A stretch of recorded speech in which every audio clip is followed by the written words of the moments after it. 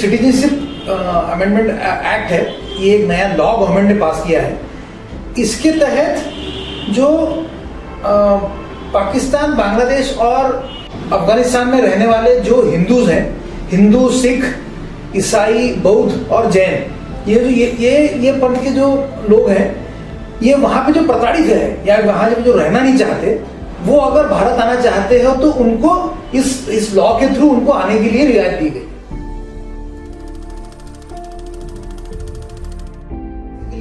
National register है, national register of citizens. इसके अंदर जितने भी हमारे भारत देश के लीगल सिटीजन्स है, उनका रजिस्टर बनेगा, उनका गवर्नमेंट के पास में रिकॉर्ड होगा कि ये जो लोग हैं ये हमारे लीगल सिटीजन्स हैं।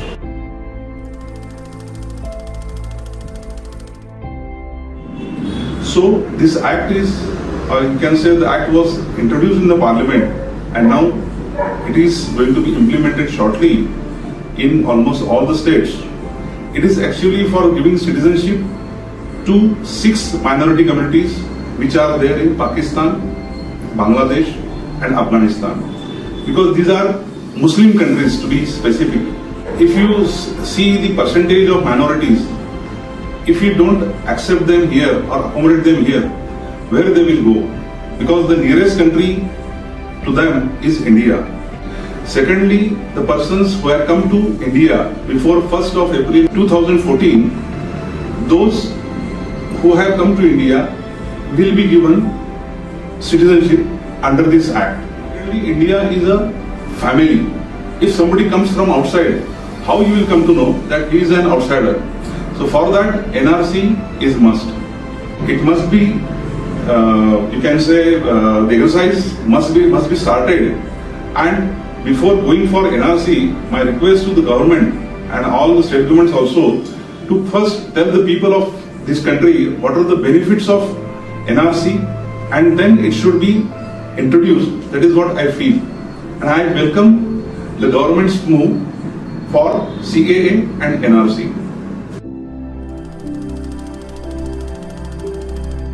India was divided on the basis of religion, but India, chose to stay secular, not only in the constitution but also in the beliefs, and this is my belief.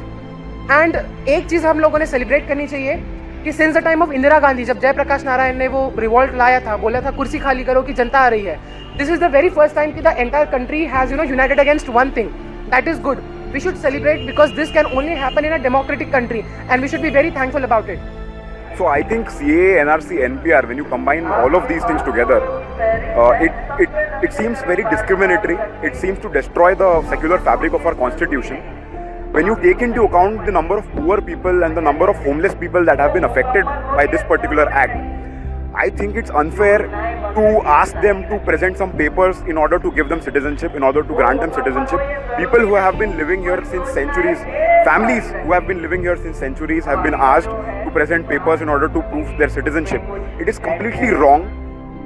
अब अगर NRC लागू किया जाता है पूरे देश में तो ये जो है ये भयावह होगा, ये देश को तोड़ देगा.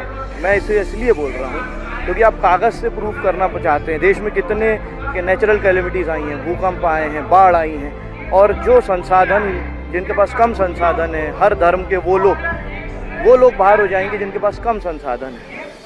जैसा कि CAA से आसाम के 14 लाख हिंदुओं को नागरिकता मिल जाएगी लेकिन 4 लाख मुसलमानों को नहीं मिलेगी, वैसे ही अगर NRC पूरे देश में होता है, अब हर कोई तो पाकिस्तान से नहीं आया था, तो इतने सारे लोगों के लिए डिटेंशन कैंप बनाना, उसके बाद 64,000 करोड़ रुपए खर्च करना, उस एक्साइज की मुझे लगता है कि फ़िलहाल हिंदुस्तान में ज़रूरत नहीं है.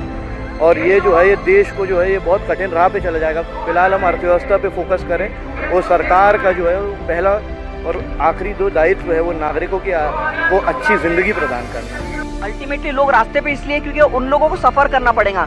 लोगों के मन में रोष इसलिए है, सबका बोलना ऐसा है कि हम अगर इंडियन है तो हम हमारी सिटीजनशिप क्यों प्रूफ करें उन लोगों के लिए जिन लोगों को आप सिटीजनशिप देना चाहते हैं. मतलब to occupy the people from outside our house, you are testing the people who are inside the house. घर के लोग, बाहर के लोगों को घर देने के लिए आप घर के लोगों की नागरिकता पर शक कर रहे हैं. लोग क्यों सफर करें? सिंपल सा क्वेश्चन है, लोग क्यों सफर करें? आप जो भी प्रोसेस है वो बाहर से रखिए, जो कि पॉसिबल सॉल्यूशन हो सकता है. ये सरकार ने जो किए गए जो वादे थे, उन वादों कि पूर्तता नहीं की। और वो वादों के लिए जब लोग प्रश्न पूछते हैं कि आप जो है वो काला धन वापस लाने वाले थे, 2 करोड़ नौकरियां देने वाले थे, और इस देश की आर्थिक हालत जिस तरीके से गिरते जा रही है, मैन्युफैक्चरिंग सेक्टर जिस तरीके से जो खराब परफॉर्मेंस दे रहा है और लोगों की नौकरियां जा रही है, जो प्रश्न उठ रहे थे उसमें से एक तरीके से लोगों को का माइंड डाइवर्ट करने के लिए और लोगों का ध्यान भटकाने के लिए देश के सामने ये दोनों एक्ट्स लाकर खड़े कर दिए गए। तो मेरा यही कहना है कि ये जो एक्ट है, एक तो ये अनकॉन्स्टिट्यूशनल है और ये इस सरकार की, मोदी सरकार की नाकामियों से ध्यान भटकाने के लिए ये किया गया है।